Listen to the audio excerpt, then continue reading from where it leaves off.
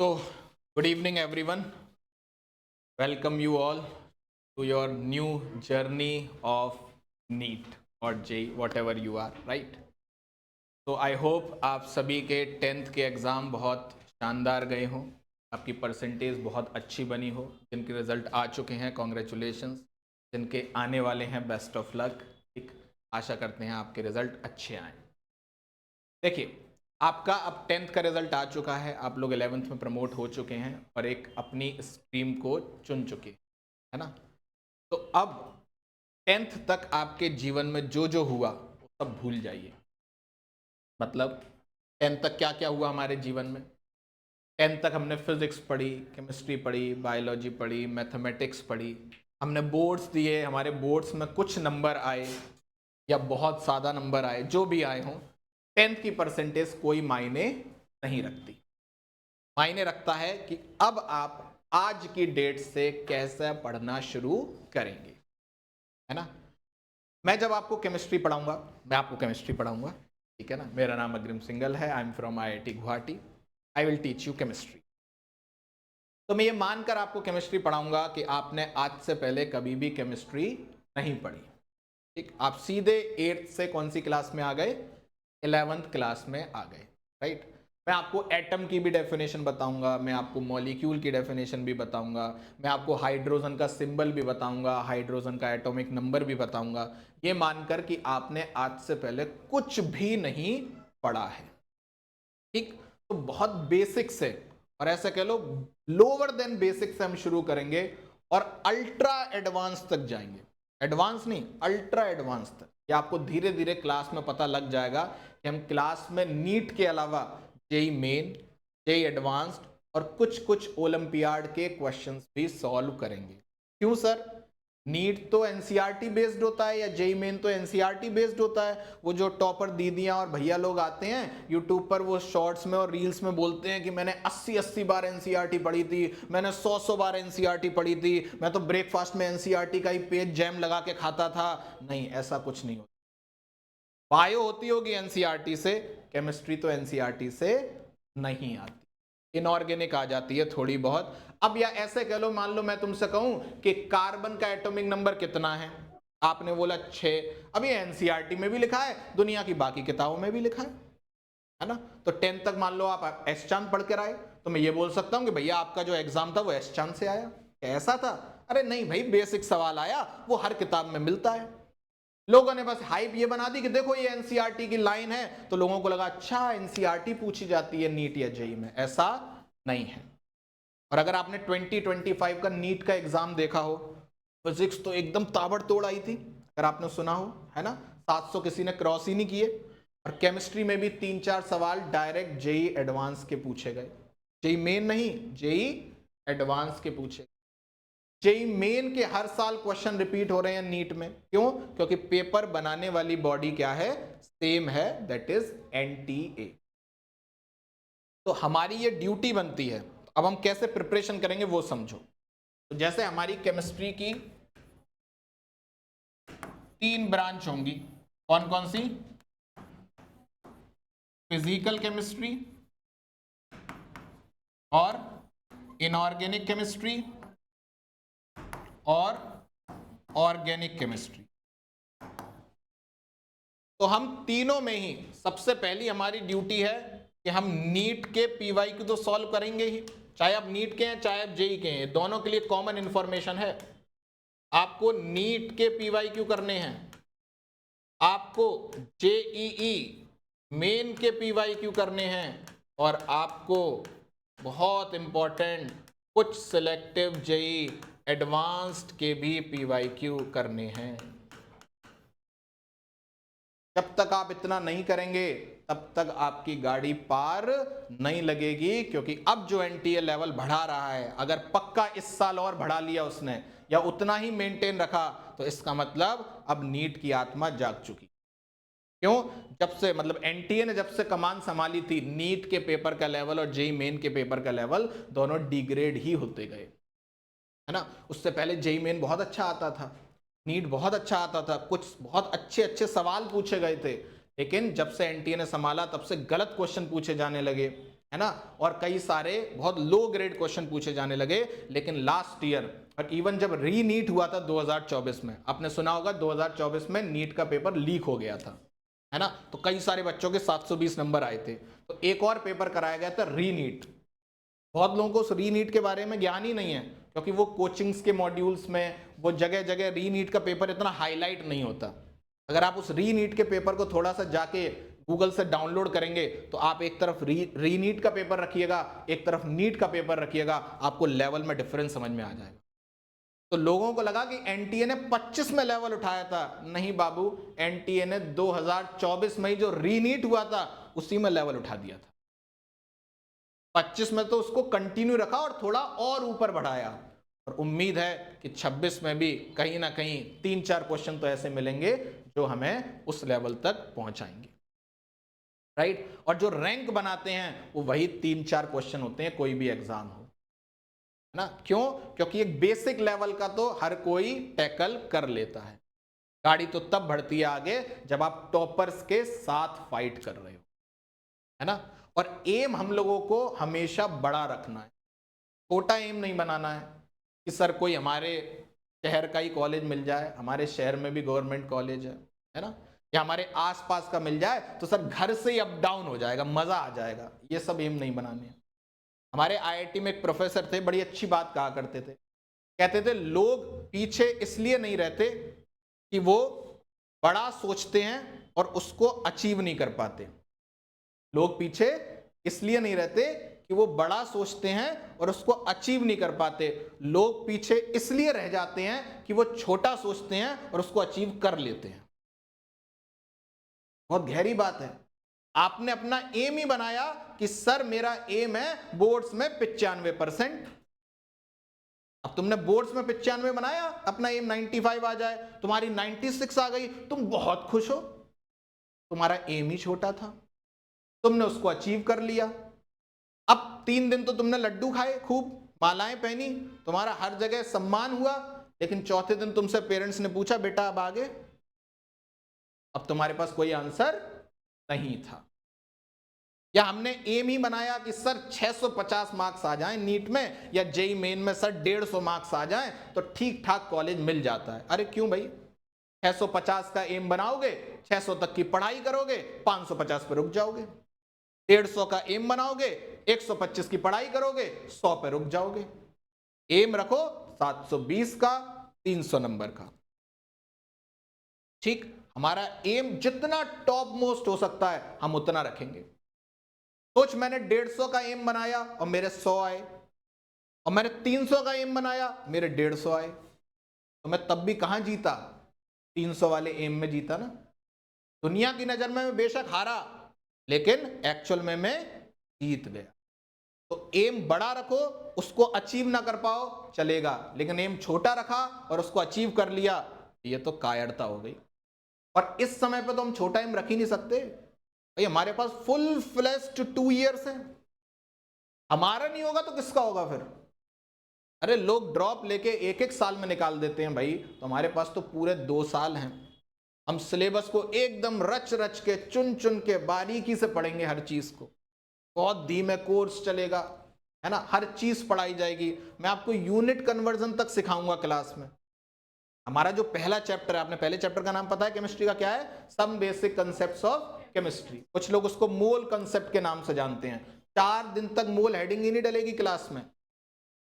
4 दिन तक हम आपको कुछ और चीजें पढ़ा रहे होंगे, है ना। हम एक तरीके से ब्रिज का काम करेंगे 10th से 11th में जाने के लिए, और वो सारी चीजें आपको पढ़ाई जाएंगी, ठीक है। अब आपको क्या ध्यान रखना है वो सुनो।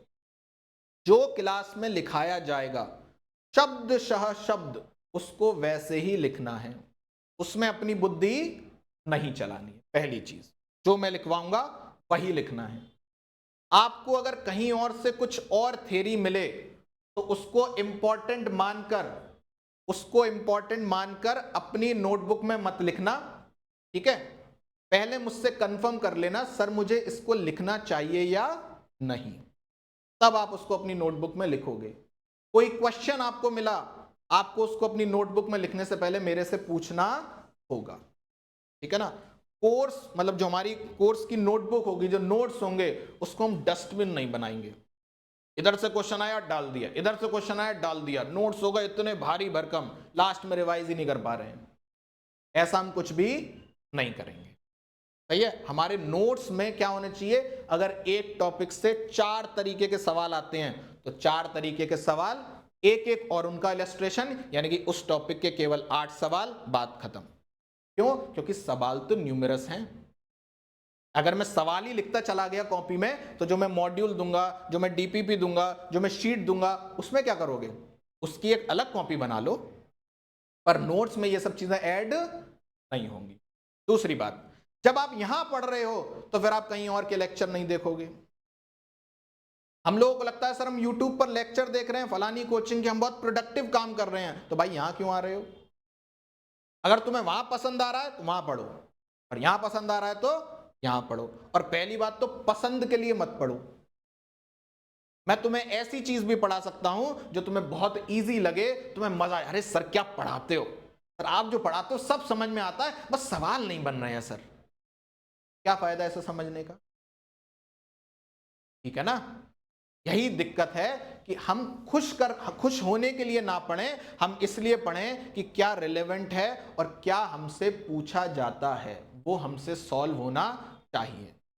और अगर उस रेलेवेंसी के क्वेश्चन कराए जा रहे हैं, हमसे बेशक सॉल्व नहीं हो रहे वो, कोई बात नहीं, हम उसके लिए एफर्ट मारेंगे, हम उसके लिए पढ़ाई करेंगे, लेकिन हम उसको छोड़ेंगे नहीं। मेरी बात समझ गए आप लोग? ठीक है। अब आपको सीक्वेंस क्या रखना है, कोई भी चैप्टर जब मैं आपको पढ़ा रहा हूँ, आप उसके प्रॉपर नोट्स बनाओगे। सबसे पहले नोट्स मैं ही आपको बनवाऊंगा, मैं ही डिक्टेट करूंगा, मैं ही क्वेश्चन लिखवाऊंगा, सब कुछ आपको क्लास में ही दिया जाएगा, और स्कूल एग्जाम में भी आपके यही नोट्स काम आएंगे। इसमें सारी थियरी होगी, आपको कुछ भी अलग से नहीं करना होगा।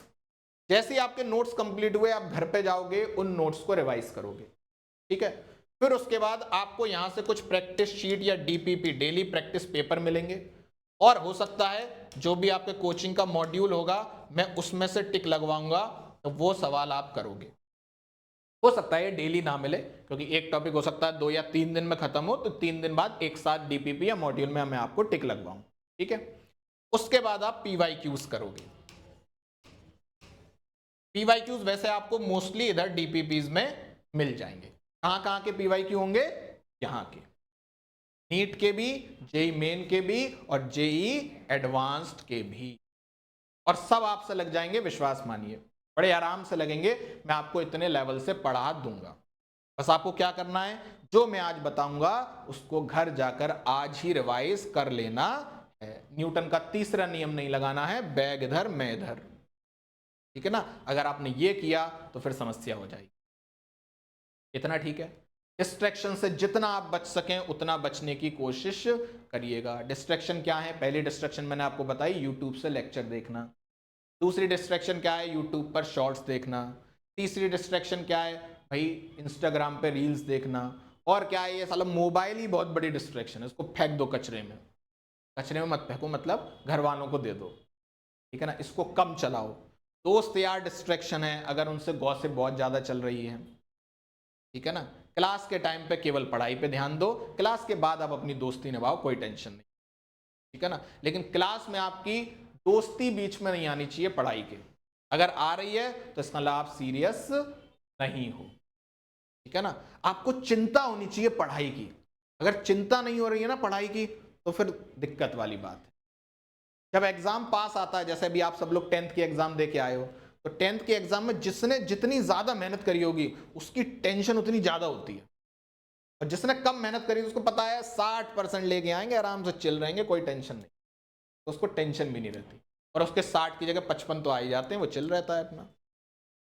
ठीक है ना? तो आपको इन सब डिस्ट्रैक्शन से बहुत अपने आप को बचाना है। ठीक है? इस सीक्वेंस को फॉलो करना है और इसी तरीके से आपको चलना है, और धीरे धीरे आपको लगेगा, जैसे ही 1-2 चैप्टर होंगे आपको खुद महसूस होने लगेगा, हाँ हम बड़े हो रहे हैं। बड़े होने का सेंस कि हमारी बुद्धि विकसित हो रही है। शुरुआत में हो सकता है जब मैं आपको थोड़े अच्छे लेवल के क्वेश्चन कराऊं, आपको अप्रोच ही ना लगे उन क्वेश्चन में, अरे सर पता नहीं क्या क्वेश्चन पढ़ के कुछ समझ ही नहीं आया कैसे होना चाहिए ये, लेकिन जब आपने कराया तो समझ में आ गया। ठीक है, काफी है। शुरुआत के दिनों में 1 महीना, 1.5 महीना, 2 महीना हो सकता है आपको पहले अप्रोच बिल्डअप करने में समय लगे। मैं जो आपको डीपीपी दूं, मैंने 10 क्वेश्चन की डीपीपी दी, हो सकता है आपसे 2 या 3 ही बने, कोई बात नहीं, आप 2 या 3 ही बनाइए केवल, ठीक है ना, लेकिन बनाइए, आपने एटलीस्ट 10 के 10 अटेम्प्ट किए हो, ये इंपॉर्टेंट है। क्लियर है मेरी बात? चलिए अब टाइम वेस्ट नहीं करते हैं, हेडिंग लगा लीजिए, some basic concepts of chemistry. Topic का नाम क्या है हमारा? सम बेसिक कंसेप्ट्स ऑफ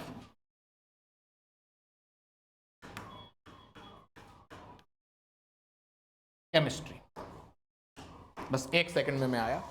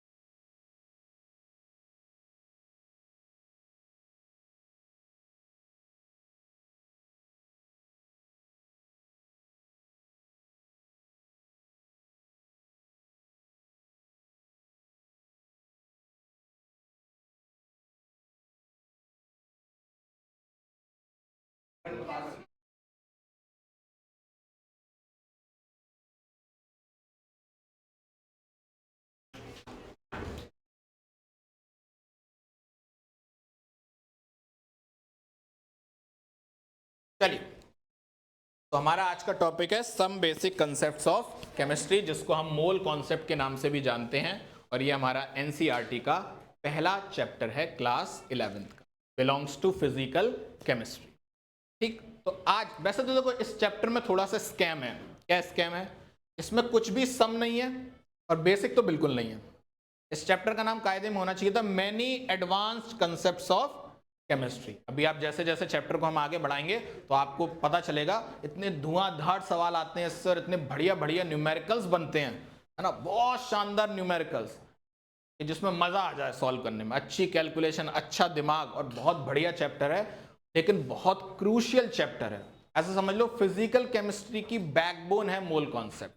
क्यों? आगे आप थर्मोडायनेमिक्स पढ़ोगे, इक्विलिब्रियम पढ़ोगे, रिडॉक्स पढ़ोगे, केमिकल काइनेटिक्स पढ़ोगे, इलेक्ट्रोकेमिस्ट्री पढ़ोगे, सॉल्यूशन कॉलिगेटिव प्रॉपर्टी पढ़ोगे, ये सारे चैप्टर्स हैं आगे आएंगे, है ना। तो वहां आप देखोगे कि ये मोल कॉन्सेप्ट बार बार कदम कदम पर हर सवाल में लगेगा। हम सॉल्यूशन पढ़ रहे होते हैं, हमसे सॉल्यूशन के सारे कंसेप्ट समझ में आते हैं, फिर जब हम क्वेश्चन बना रहे होते हैं तो हमसे क्वेश्चन नहीं लगता, हमको लगता है सॉल्यूशन समझ नहीं आया। नहीं, मोल में दिक्कत थी, आपका मोल गोल था, इसलिए आपको सॉल्यूशन समझ में नहीं आया। इस मोल पर हमें बहुत अच्छे से पकड़ करनी है, लेकिन आज हम बिल्कुल छोटी छोटी बेसिक बेसिक बातें करेंगे, लेकिन वो इतनी भी बेसिक नहीं है कि वो एग्जाम में नहीं आ सकती। आज जितनी बेसिक बातें कराऊंगा ये सब एनटीए ने 2025 में पूछी थी। ठीक, जैसे अगर मैं आपसे पूछूं what is volume, define volume, सही गलत जैसा भी आपको आता हो, कोई टेंशन वाली बात नहीं है, कुछ सोचना नहीं है बगल वाला क्या सोचेगा, बगल वाली क्या सोचेगी। तुम्हारे आंसर पे अगर कोई हंस गया तो बिलीव मी उसकी लास्ट हंसी होगी वो। तो इसलिए चिंता ना करो, किसी को इतना हक है ही नहीं कि वो तुम्हारे आंसर पे हंस जाए। तो खुल के आंसर दो, व्हाट इज वॉल्यूम, बताइए, सही गलत जो भी है बताइए।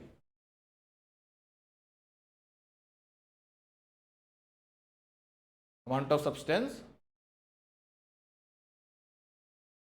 हाँ, किसी भी सब्सटेंस के द्वारा कितना स्पेस ऑक्यूपाई हो रहा है उसको हम क्या बोलते हैं? वॉल्यूम। तो इसमें लिख लो, इट इज डिफाइंड एज, जो बोल रहा हूं सब लिखना बिना सोचे कि अरे ये क्या पढ़ा रहे हैं। It is defined as the amount of space, the amount of space occupied by a substance। किसी भी सब्सटेंस के द्वारा कितना वॉल्यूम ऑक्यूपाई किया जाता है, मतलब कितना स्पेस ऑक्यूपाई किया जाता है, हम उसको क्या बोलते हैं? हम उसको वॉल्यूम बोलते हैं। मुझे बताओ वॉल्यूम की एसआई यूनिट क्या होती है? वॉल्यूम की एसआई यूनिट होती है मीटर क्यूब, लीटर नहीं होती, एमएल नहीं होती। वॉल्यूम की एसआई यूनिट क्या होती है? Metre cube. लेकिन हम कुछ कॉमन यूनिट्स भी यूज करते हैं, कौन कौन सी? मिलीलीटर या फिर लीटर। सिंबल ध्यान से देख लीजिए, लीटर को कैसे रिप्रेजेंट करेंगे? कैपिटल एल से। मिलीलीटर में एम छोटा एल बड़ा, ठीक है, ओके। लीटर और मिलीलीटर में रिलेशन क्या रहेगा? आप बोलोगे 1 लीटर बराबर 10⁻³ मिलीलीटर, यानी कि 1 लीटर में 1000 ml होते हैं। या उल्टा बोलो, 1 ml में 10⁻³ लीटर होता है ना, ठीक। अच्छा सर, ये एसआई यूनिट और कॉमन यूनिट का कुछ रिलेशन है आपस में? तो है, बड़े ध्यान से सुनना। अब अगर कहीं पर लिखा हो 1 सेंटीमीटर क्यूब तो घबराना नहीं, ये 1 ml ही है। अब ये बहुत बड़ी बात बता दी मैंने आपको, ये क्वेश्चन में यूज होगी। कैसे यूज होगी? आपको बोलेगा किसी सब्सटेंस की डेंसिटी दे रखी थी, डेंसिटी जानते हो, मास अपॉन वॉल्यूम, है ना। तो किसी सब्सटेंस की डेंसिटी थी 2 ग्राम पर सीसी, तो कैसे लिखा होगा? 2 ग्राम पर सीसी। ये सीसी क्या है? CC is centimetre cube. CC क्या है? Centimetre cube. यानी कि जिस चीज को उसको ऐसे लिखना चाहिए था उसने उस चीज को कैसे लिख दिया? ऐसे। और सेंटीमीटर क्यूब क्या होता है? ml। इसका मतलब जिस चीज को उसको 2 ग्राम पर ml लिखना चाहिए था उसमें उसने पहले एक गंध मचाई, फिर उसके बाद एक और गंध मचा दी और उसको कॉम्प्लेक्स करके लिख दिया। और आप यही नहीं समझ पाए कि डेंसिटी की यूनिट क्या थी। एक्चुअल डेंसिटी की यूनिट थी 2 ग्राम पर ml। अब क्या करेगा? डेंसिटी दे दी ग्राम पर ml में, वॉल्यूम दे देगा लीटर में और मास निकलवा लेगा। अब डेंसिटी में ml है और वॉल्यूम में लीटर है, या तो लीटर को ml में चेंज करो या फिर ml को लीटर में चेंज करो, पर चेंज तो तब करेंगे जब हमें यह पता हो कि सीसी का मतलब क्या होता है? सेंटीमीटर क्यूब होता है, और सेंटीमीटर क्यूब का मतलब ml होता है। इतना क्लियर है सबको? तो कहीं पर अगर लिखा हो 1 सेंटीमीटर क्यूब तो इसका मतलब क्या हो जाएगा? 1 ml। ठीक है। ऐसे ही अगर कहीं पर लिखा हो 1 डेसीमीटर क्यूब, इसका मतलब होता है 1 लीटर। कहीं पर क्या लिखा हो? 1 डेसीमीटर क्यूब। ये डेसीमीटर क्या होता है वो भी देख लो जरा। 1 सेंटीमीटर में 1/10 डेसीमीटर होते हैं। 1 सेंटीमीटर में 1/10 डेसीमीटर होते हैं। या ऐसे बोलो 1 डेसीमीटर में 10 सेंटीमीटर होते हैं। ये सब छोटी छोटी बातें यूनिट कन्वर्जन की, ये बार बार हर जगह हर चैप्टर में यूज होंगी। ये आज ही हो रही हैं, आज के बाद दोबारा नहीं बताई जाएंगी। हर चीज याद रखनी है आपको। तो 1 डेसीमीटर क्यूब बराबर कितना हो गया? 1 लीटर हो गया। इतने में कोई डाउट? लिख लो। कहीं पर भी कोई भी डाउट हो बिल्कुल घबराना नहीं, पूरे मन से और पूरे अधिकार के साथ पूछना, ये आपका हक है।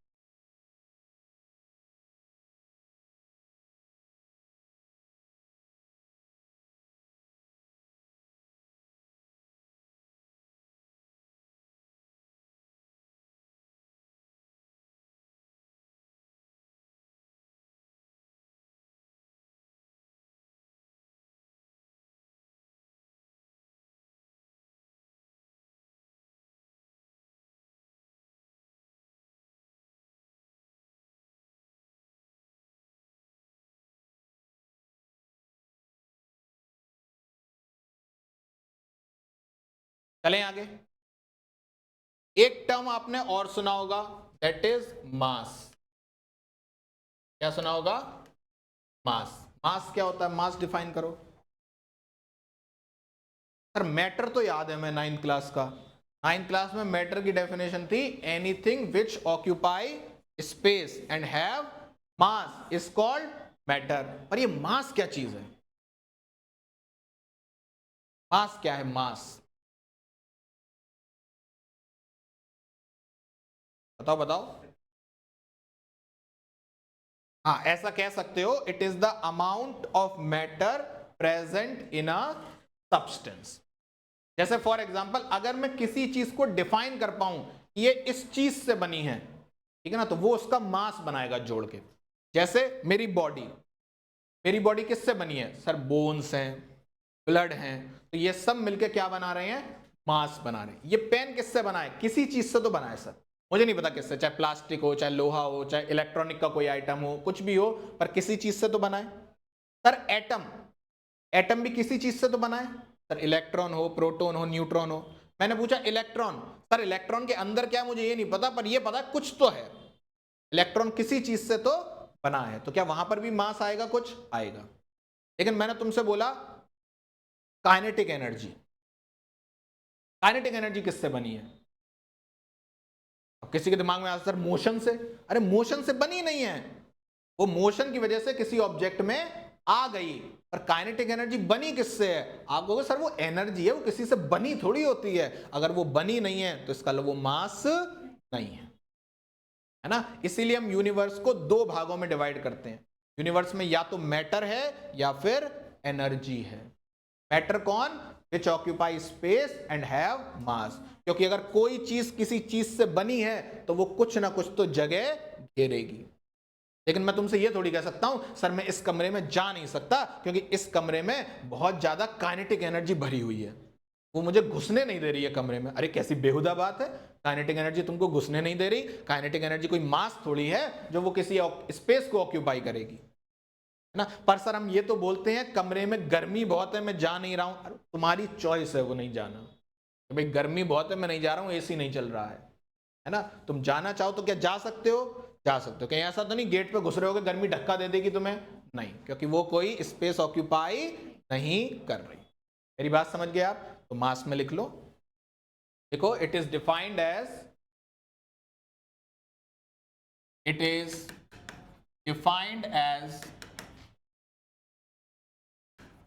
amount of substance, it is defined as amount of substance present in the matter,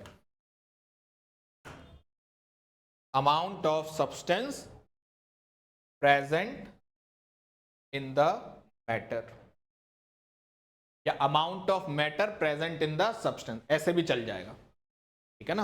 उल्टा भी ठीक है, ऐसे भी लिख सकते हो, it is the amount of matter present in the substance, वो भी लिख लो। दोबारा से लिख लो तुम लोग, amount of matter present in the substance.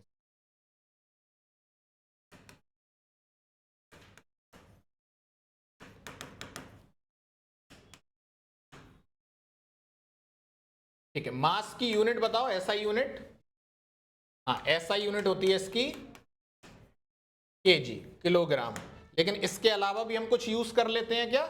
हाँ सर, हम छोटी मोटी यूनिट भी यूज कर लेते हैं, जैसे ग्राम। याद रखना ग्राम का सिंबल जी होता है, जीएम नहीं होता।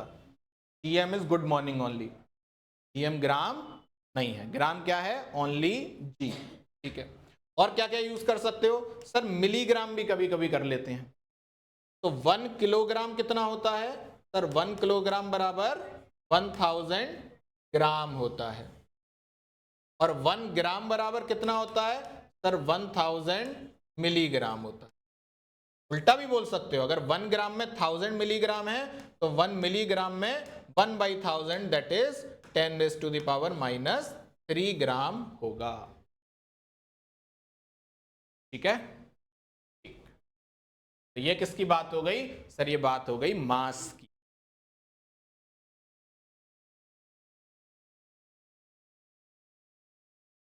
अगर मैं तुमसे पूछूं बताओ वेट क्या है? Weight, what is wait?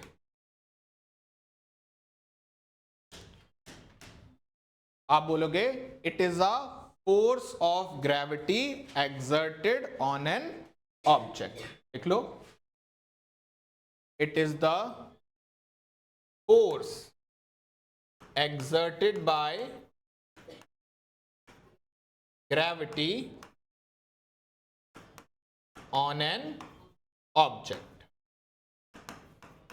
तो इसकी यूनिट क्या हो जाएगी? न्यूटन। यूनिट क्या हो जाएगी? न्यूटन। और आप फिजिक्स में पढ़ के भी आए होगे छोटी क्लास में, नहीं तो फिर से पढ़ोगे फिजिक्स में। केमिस्ट्री में इसका कोई काम नहीं है कि मास और वेट अलग अलग चीज होती है।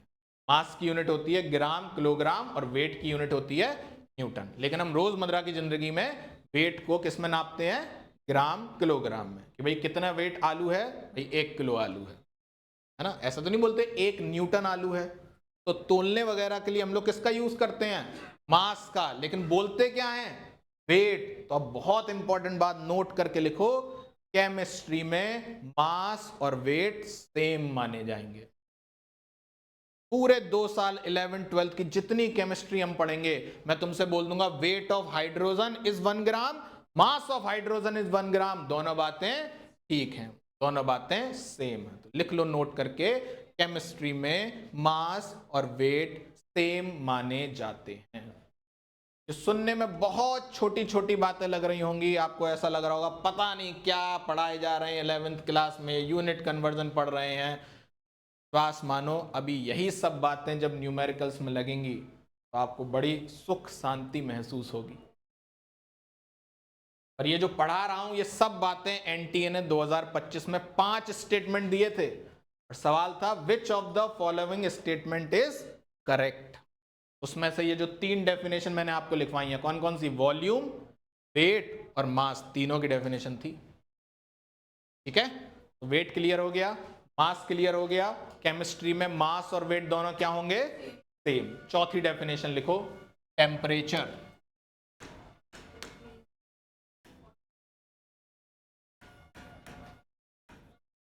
डिफाइन करो टेम्परेचर। अरे सर टेम्परेचर मतलब तापमान सर, है ना, पर डिफाइन कैसे करेंगे? तो टेम्परेचर को डिफाइन करते हैं, it is the degree of hotness और कूलनेस। कोई चीज कितने हद तक गर्म है या कितने हद तक ठंडी है ये उसके टेम्परेचर को देखकर मालूम किया जा सकता। डिग्री ऑफ हॉटनेस और कूलनेस। टेम्परेचर की ऐसा यूनिट क्या होती है? याद रखिएगा, ऐसा यूनिट होती है केल्विन। के से रिप्रेजेंट करते हैं, के रिप्रेजेंट केल्विन। ये साइंटिस्ट के कास्ट के नेम पे पढ़ी है। थॉमस केल्विन नाम के एक साइंटिस्ट थे, उनके नाम पर क्या पड़ गया, केल्विन। कल को अगर मैं कोई अपना स्केल बनाऊंगा तो सिंगल स्केल होगा वो, है ना। अब अगर इसकी कॉमन यूनिट देखें हम, कॉमन यूनिट क्या होगी, डिग्री सेल्सियस या फिर डिग्री फ़ारेनहाइट। याद रखना सेल्सियस और फ़ारेनहाइट में डिग्री लगाया जाता है लेकिन केल्विन में डिग्री नहीं लगाया जाता। ठीक है, अच्छा केल्विन और डिग्री सेल्सियस में रिलेशन क्या होता है? आप बोलोगे सर केल्विन टेम्परेचर बराबर डिग्री सेल्सियस टेम्परेचर प्लस 273.15। कुछ लोग 15 को खा जाते हैं, 273 लिख देते हैं, ठीक है चलता है इतना। तो केल्विन बराबर डिग्री सेल्सियस प्लस 273.15। मान लो अगर मैं आपसे कहूं कि आपके पास 0 डिग्री सेल्सियस टेम्परेचर है, इसको केल्विन में बदलो, तो आप क्या बोलोगे, 0 प्लस इतना बराबर इतना। कितना आ गया? मान लो मैंने आपसे कहा 25 डिग्री सेल्सियस को बदलो, तो 25 प्लस दिस कितना हो जाएगा, 298.15 केल्विन, है ना। मान लो मैंने तुमसे कहा कि 27 डिग्री सेल्सियस को बदलो, कितना हो जाएगा, 300.15 केल्विन। इतना ठीक है।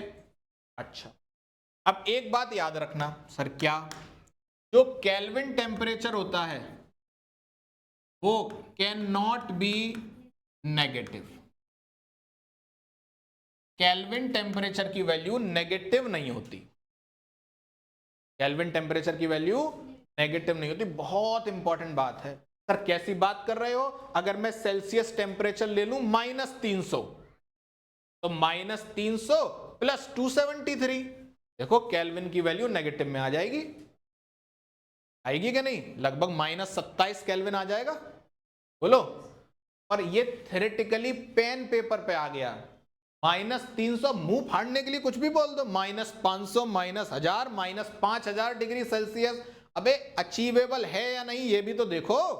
तो -300 डिग्री सेल्सियस आज तक खोजा नहीं गया, इसलिए आज तक केल्विन में नेगेटिव वैल्यू नहीं आई। तो लिख लेना, kelvin value can not be negative, या अभी तक तो एटलीस्ट केल्विन वैल्यू नेगेटिव खोजी नहीं गई।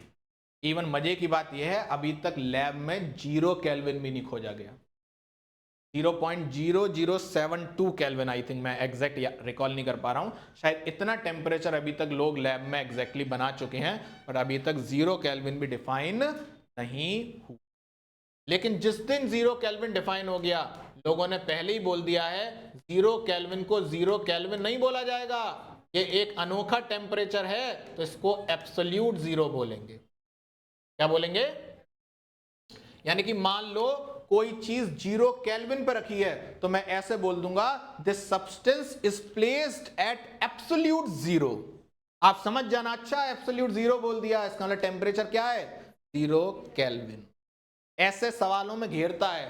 अब चुपचाप एब्सोल्यूट 0 बोल के निकल गया वो। आप क्वेश्चन में ढूंढ रहे हो अरे टेम्परेचर तो है नहीं सर, ये क्वेश्चन गलत था, ये सॉल्व नहीं हो सकता। था टेम्परेचर, कितना था 0 केल्विन। तो 0 केल्विन को क्या बोला जाता है एब्सोल्यूट 0। इसमें कोई भी डाउट? ठीक है। अब जरा डिग्री फ़ारेनहाइट की भी बात करते हैं, तो उसको भी सुनो। डिग्री फ़ारेनहाइट बराबर होता है 9/5 डिग्री सेल्सियस प्लस 32।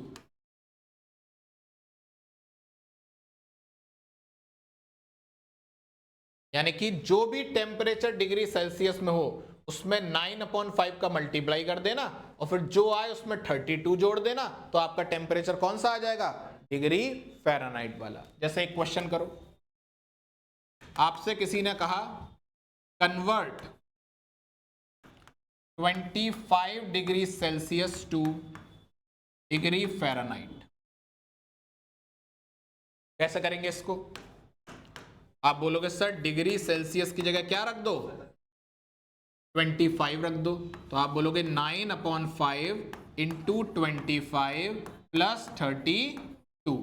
ये कट गया, 5 5 जा 25, 5 9 जा 45 प्लस 32, ये कितना आ गया 77 डिग्री फ़ारेनहाइट। सही है इतना?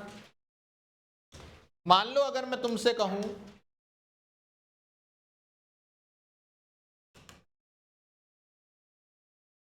Calculate the temperature which is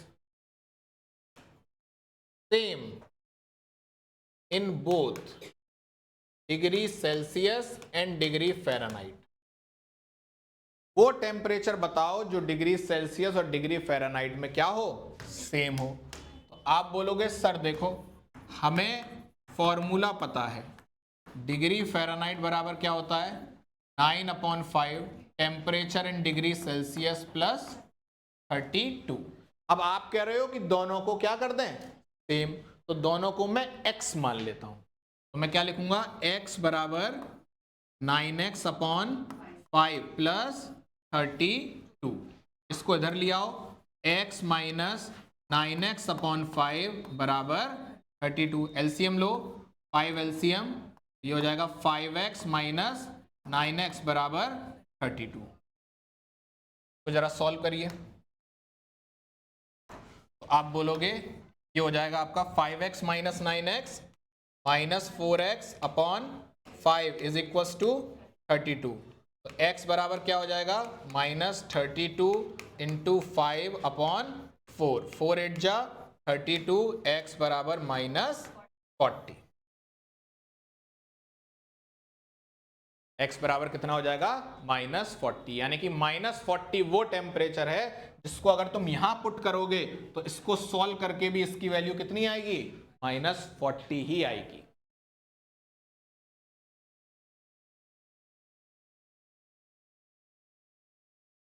कोई तुमसे कहे ऐसा टेम्परेचर बताओ जो केल्विन और डिग्री सेल्सियस में सेम हो।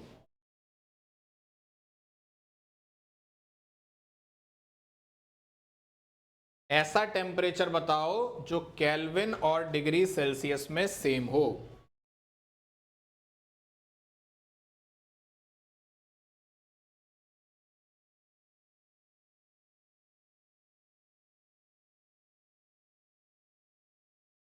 ऐसा कोई भी टेम्परेचर नहीं हो सकता। क्यों नहीं हो सकता? फॉर्मूला देखो, फॉर्मूला क्या था केल्विन बराबर डिग्री सेल्सियस प्लस 273.15। अगर तुम दोनों को सेम रख दोगे तो इसको भी x मान लो, इसको भी x मान लो, तो x x क्या हो जाएगा कट जाएगा, 1 इज इक्वल टू 2 सॉरी या फिर 0 इज इक्वल टू 273.15 आ जाएगा। It is not possible. ऐसा कोई भी टेम्परेचर नहीं है जो केल्विन और डिग्री सेल्सियस में क्या हो सेम हो। अगला question, Calculate the temperature which is same in degree Fahrenheit and Kelvin. वो टेम्परेचर कैलकुलेट करो जो डिग्री फ़ारेनहाइट और केल्विन में सेम है. Calculate the temperature which is same in degree Fahrenheit and Kelvin. Try करिए.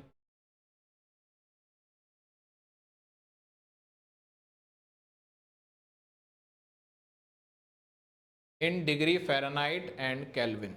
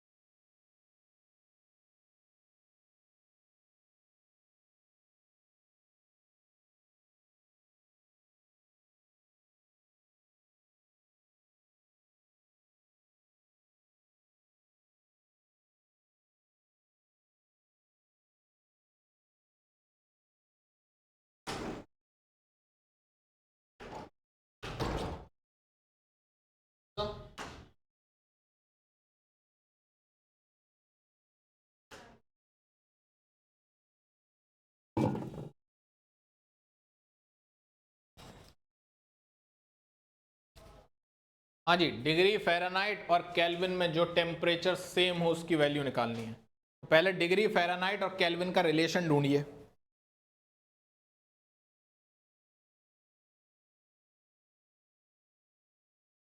Degree Fahrenheit और kelvin का relation ढूंढिए.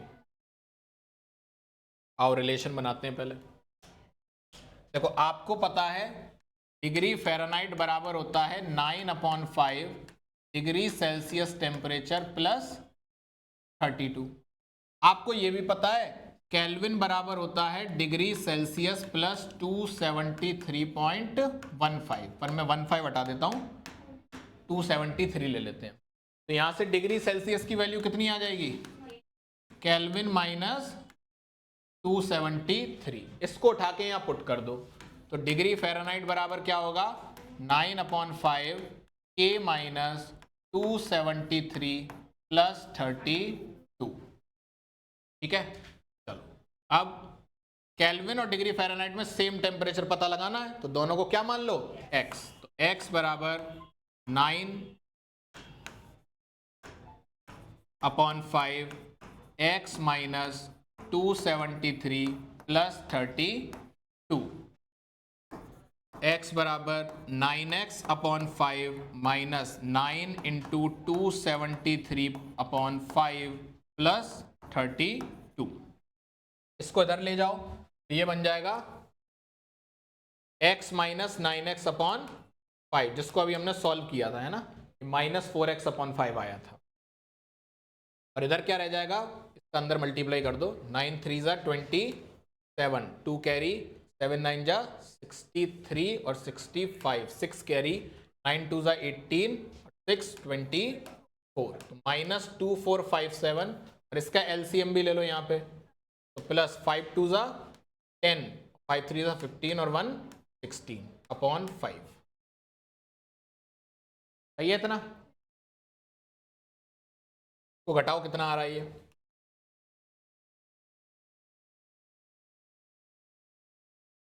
सही है. माइनस करके कितना आएगा?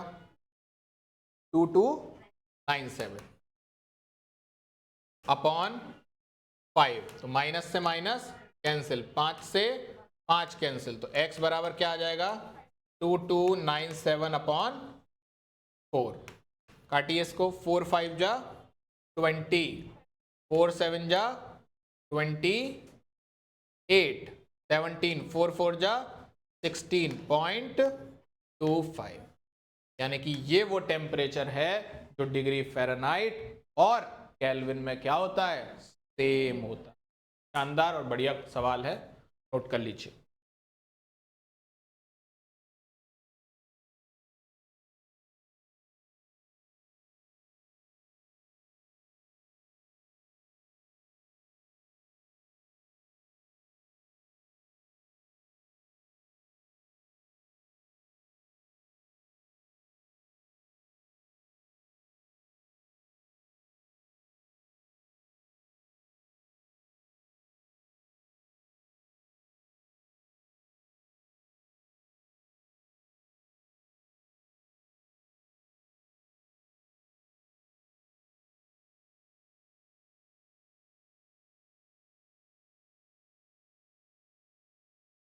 हो गया?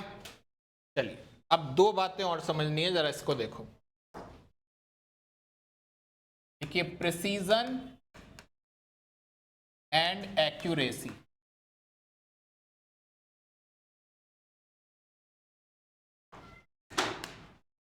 प्रिसीजन एंड एक्यूरेसी, ये क्या होता है इसको जानो। मान लो तुमने एक एक्सपेरिमेंट किया और तुम्हारे एक्सपेरिमेंट की एक ट्रू वैल्यू आई, मतलब जो आंसर था, और लेट सपोज आंसर आया 7। आंसर कितना आया? 7। अब तुमने 9 लोगों को इनवाइट किया और 9 लोगों को 3-3 के ग्रुप में बांट दिया। टोटल ग्रुप कितने हो गए तुम्हारे पास? 3। हर ग्रुप में कितने लोग हैं? 3। पहले ग्रुप ने सेम एक्सपेरिमेंट किया और वैल्यूज निकाली 7.01, 7.02 और 7.03। एक दूसरे ग्रुप ने एक्सपेरिमेंट किया और आंसर निकाला 10.01, 10.02 और 10.03। एक और ग्रुप ने एक्सपेरिमेंट किया और आंसर निकाला 6.1, 8.2, 9.3। ठीक, मैंने आपसे पूछा बताओ कौन सा ग्रुप सबसे ज्यादा एक्यूरेट था। आपने बोला सर जो पहला ग्रुप, ग्रुप ए था, वो सबसे ज्यादा क्या था? एक्यूरेट था। कैसे पता लगाया वो एक्यूरेट था? आपने कहा सर जो उसके द्वारा निकाली गई वैल्यूज हैं वो ट्रू वैल्यू के क्लोज हैं। तो अगर आपके द्वारा करे गए एक्सपेरिमेंट की वैल्यू ट्रू वैल्यू के पास होती है तो हम बोल देते हैं वो वैल्यू कैसी है? एक्यूरेट वैल्यू है। और अगर आपके द्वारा निकाली गई वैल्यूज आपस में पास हैं तो हम बोल देंगे वो कैसी वैल्यूज हैं? प्रिसाइज वैल्यू है। जैसे फॉर एग्जांपल, क्या ये वैल्यू आपस में पास हैं तो ये एक्यूरेट भी हैं, और ये क्या ये आपस में पास हैं तो ये प्रिसाइज हैं। पर क्या ये ट्रू वैल्यू के पास हैं? नहीं, तो ये एक्यूरेट। क्या ये आपस में पास हैं तो ये प्रिसाइज नहीं है। क्या ये ट्रू वैल्यू के पास हैं? नहीं, तो ये एक्यूरेट भी नहीं है। पहले इतना लिखो, फिर इंग्लिश में डेफिनेशन लिखवा देता हूं।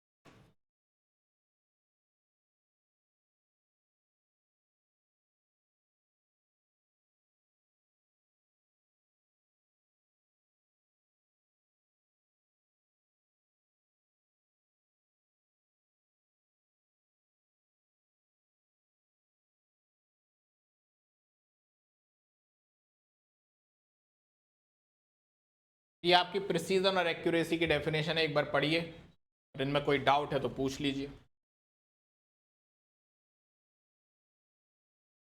क्लियर है? ठीक है, तो ये किसकी बात होगी? हमारी प्रिसीजन और एक्यूरेसी की।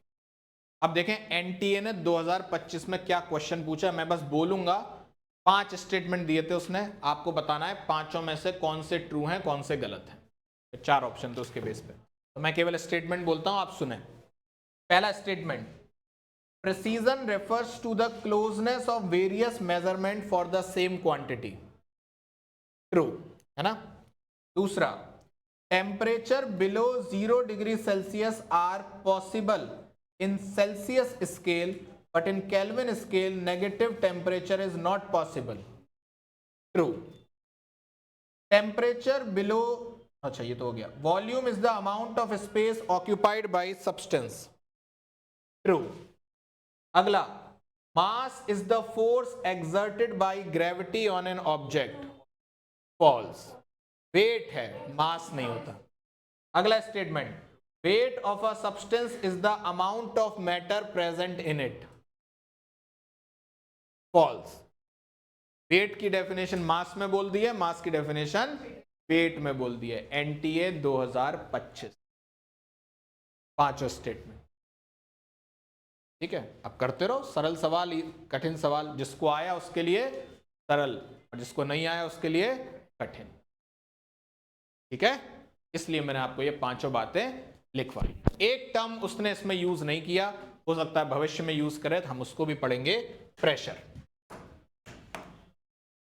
वो कौन था? प्रेशर।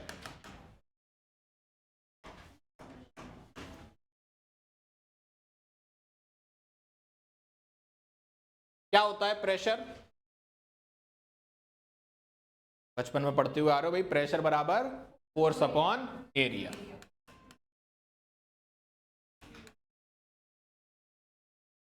रेगिस्तान में हाथी नहीं चल पाता पर ऊंट चल लेता है, ऐसे सब सवाल करे होंगे ना आप लोगों ने। चौड़ी स्ट्रिप का बैग टांगो तो कंधे में कम दर्द होता है, पतली का टांगो तो ज्यादा दर्द होता है ना। पेने नाइफ से काटो तो जल्दी कट जाता है, चौड़े से काटो तो नहीं कटता है ना। ये सब सारे सवाल आपने करे होंगे, फिजिक्स में आप सीखेंगे, हमारा यहाँ कोई काम नहीं है। ठीक है, हम यहाँ पर एक दूसरे प्रेशर की बात करेंगे, गैसेस का प्रेशर, वो आगे हम पढ़ेंगे। पर अभी के लिए हमें पता है प्रेशर बराबर क्या होता है? Force upon area. फोर्स की यूनिट क्या होती है? न्यूटन, और एरिया की यूनिट होती है मीटर स्क्वायर। तो प्रेशर की यूनिट हो जाएगी न्यूटन पर मीटर स्क्वायर।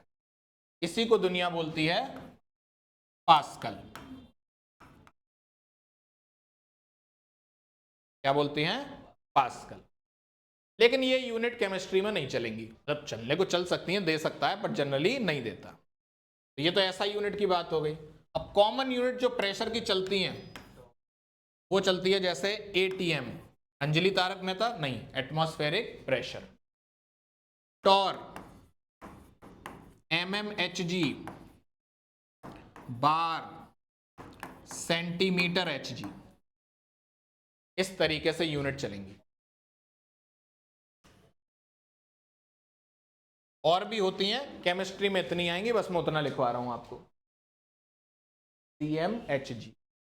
अब इनमें रिलेशन क्या है वो सुनो। रिलेशन आपको पता होना चाहिए। 1 एटीएम बराबर होता है 1.01325 बार। 1 एटीएम बराबर ही होता है 101,325 पास्कल। 1 एटीएम बराबर ही होता है 760 टॉर। 1 एटीएम बराबर ही होता है 760 mmHg, और 1 एटीएम बराबर ही होता है 76 सेंटीमीटर Hg। इतनी सारी यूनिट्स आपको रटी होनी चाहिए जैसे मुझे रटी हैं। अब देखो सबका LHS सेम है तो सबका RHS भी सेम होना चाहिए। मतलब मैं ऐसा बोल सकता हूं कि 760 टॉर बराबर होना चाहिए 760 mmHg के, बोलो भाई। तो 760 से 760 तो 1 टॉर बराबर क्या हो गया, 1 mmHg। देख लो भाई, ठीक है। तो ऐसे भी डिराइव करवा सकता है आपसे रिलेशन। ऐसे देखो 1.01325 बार बराबर है 101,325 पास्कल के। तो 1 बार बराबर कितने के हो जाएगा, आप बोलोगे 101,325 अपॉन 1.01325 पास्कल। और इसको काटोगे तो कितनी बार कटेगा, 10⁵5। तो हम बोल सकते हैं 1 बार बराबर हो जाएगा 10⁵5 पास्कल।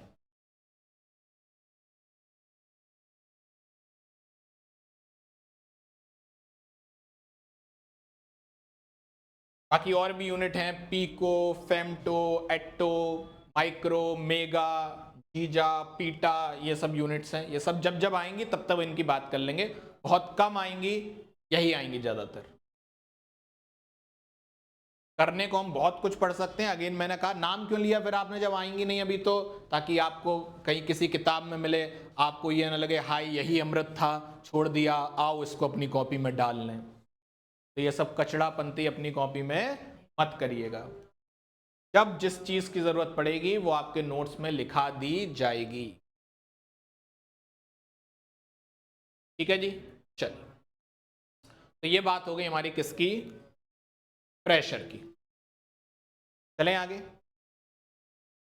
अब आप लोगों ने एक इक्वेशन का नाम सुना होगा। अब देखो हम थोड़े बड़े हो गए हैं, आइडियल गैस इक्वेशन। अब ये सब लोगों के लिए शायद नया होगा। आइडियल गैस इक्वेशन, इसी को बोला जाता है परफेक्ट गैस इक्वेशन।